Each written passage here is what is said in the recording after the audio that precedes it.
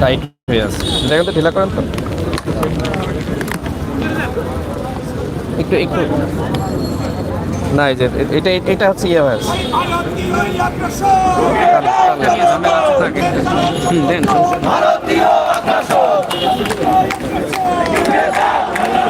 ধরে রাখলাম, থাকে নাকি ধরে থাকে। সংগ্রামী সাথী ও বন্ধুগণ, এই পাশে স্লোগান হচ্ছে ভারতীয় আগ্রাসন, ভারতীয় আগ্রাসন, ভারত যাদের মামার বাড়ি। এই আওয়ামী লীগের জন্য ভারত হলো মামার বাড়ি। আওয়ামী লীগের মন্ত্রী মিনিস্টারদের কথা শুনলে খুব ভালোভাবেই বোঝা যায় ভারতের সহযোগিতায় তারা ক্ষমতায় রয়েছে। ভারত যদি সহযোগিতা না করত, আওয়ামী লীগ এক সেকেন্ডের জন্য ক্ষমতায় থাকতে পারত না। তাহলে আমাদের সংগ্রাম কাদের বিরুদ্ধে বন্ধুগণ? শুধু কি আওয়ামী লীগের বিরুদ্ধে? শুধু কি এই বাকশালীদের বিরুদ্ধে? আমাদের সংগ্রাম হলো ওই ভারতের সাম্রাজ্যবাদের বিরুদ্ধে, ওই ভারতের আগ্রাসনের বিরুদ্ধে, যারা আমাদের রাষ্ট্রকে গিলে ফেলতে চায়, আমাদেরকে তাদের গোলাম বানাতে চায়।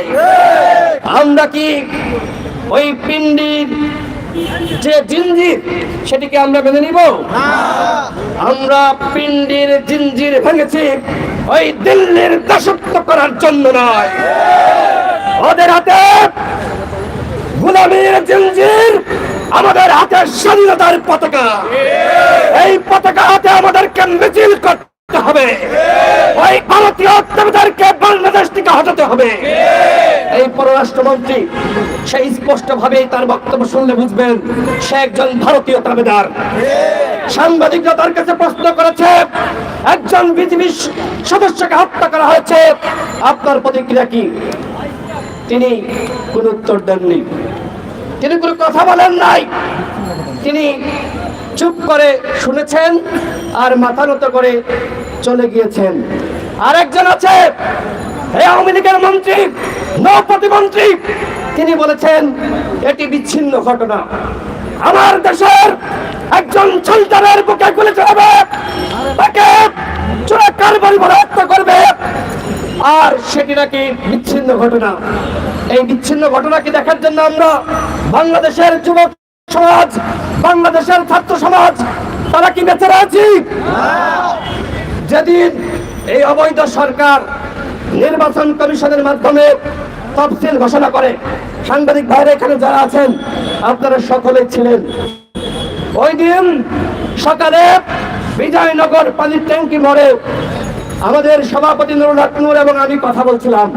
হঠাৎ করে বিজেপির সদস্যরা বন্দুক তাক করে হুইসেল বাজাতে বাজাতে আমাদের মিছিলের দিকে আসলো এবং তাদের পক্ষ থেকে বলা হলো, মিছিল যদি আমরা চেষ্টা করি, সমাবেশ আমরা যদি চেষ্টা করি, তাহলে তারা পণ্ড করে দিবে। এই হুমকি সেদিন দেওয়া হয়েছিল। আমি ওই দিনকার একটি ঘটনা বলবো, সেটি হলো জাগো নিউজে একটি নিউজ করা হয়েছিল যে বিজেপিকে দেখে নুরুল হক নূর দ্রুত বক্তব্য দিয়ে সিএনজিতে করে চলে গেলেন। দেখেন, বিজেপি এই বন্দুকের নল ঠেকিয়ে আমার দেশের নিষ্ঠ মানুষকে ভয় দেখাচ্ছে, অথচ ওই বিএসএফ একজন বিজেপির সদস্যকে হত্যা করছে, তাদের কোনো প্রতিক্রিয়া নাই।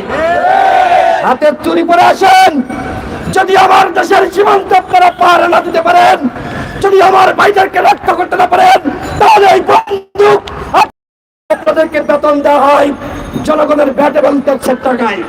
জনগণের নিরাপত্তা দেওয়া আপনাদের দায়িত্ব। অথচ এই 15 বছরে এই আওয়ামী দাবেদার ক্ষমতায় রয়েছে 1064 জন বাংলাদেশি নাগরিককে বিএসএফ সদস্য হত্যা করেছে। কোন প্রতিক্রিয়া আওয়ামী লীগ দেখিয়েছে? আওয়ামী লীগ প্রতিক্রিয়া দেখিয়েছে, বলেছে, ওবায়দুল কাদের বলেছে ভারতের সাথে আমাদের রাখি বন্ধনের সম্পর্ক। ওই আলগা মোমেন বলেছিল ভারতের সাথে আমাদের স্বামী স্ত্রীর সম্পর্ক।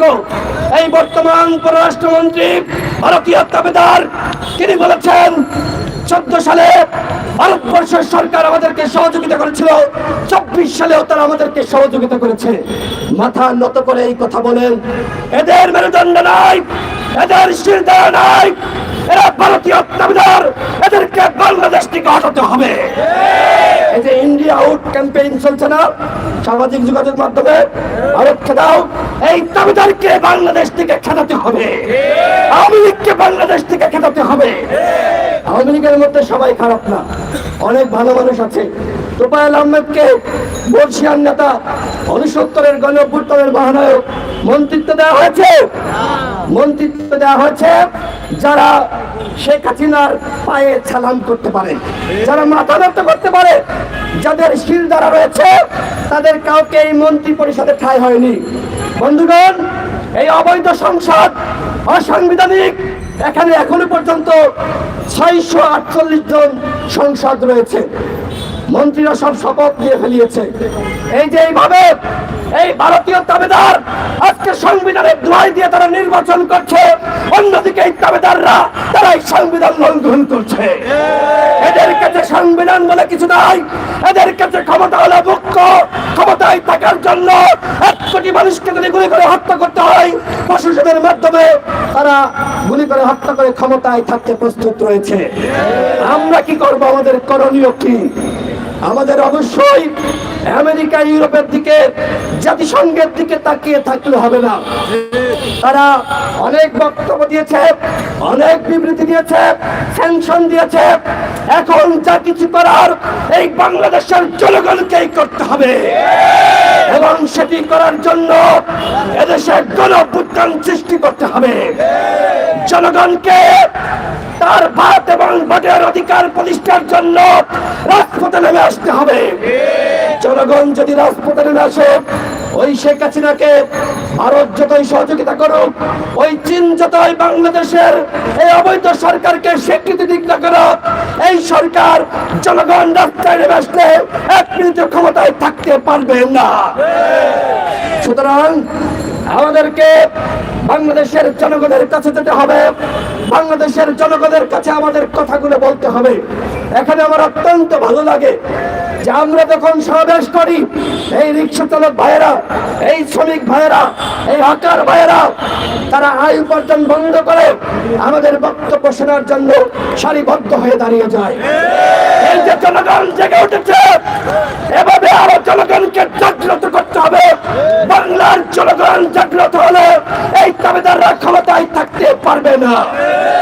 ওবায়দুল কাদের আজকে একটু আগে বলেছে, আমেরিকার কথাই কি 25,000 মানুষকে যাদেরকে গ্রেপ্তার করা হয়েছে তাদেরকে ছাড়তে হবে, তিনি এই কথা বলেছেন।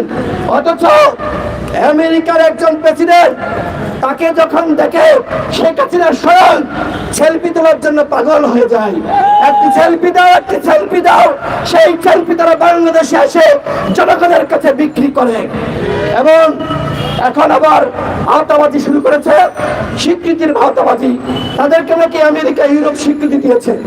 তারা স্পষ্টভাবে বলেছে বাংলাদেশের নির্বাচন অবাধ, সুষ্ঠু, নিরপেক্ষ হয়নি, বাংলাদেশের জনগণ ভোট দিতে পারে নাই। সুতরাং স্বীকৃতি কোথায় দিল?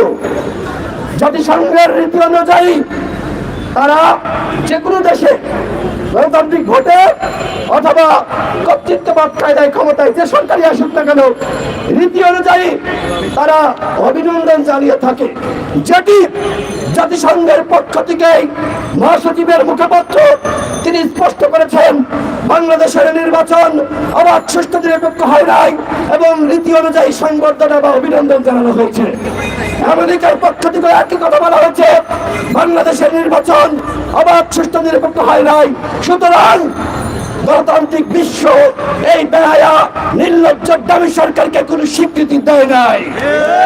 আর স্বীকৃতি যদি দিয়েও থাকে, এদেশের জনগণ তারা প্রমাণ, তারা সাক্ষী, এদেশের জনগণ শেখ হাসিনাকে ক্ষমতায় বসার ম্যান্ডেট দেয় নাই। সুতরাং আজকে শেখ হাসিনা ক্ষমতায় বসে আছে ওই ভারতের সহযোগিতায়, জনগণের বুকে বন্দুক ঠেকিয়ে, পুলিশ প্রশাসনের সহযোগিতায় এবং রয়ের সহযোগিতায়।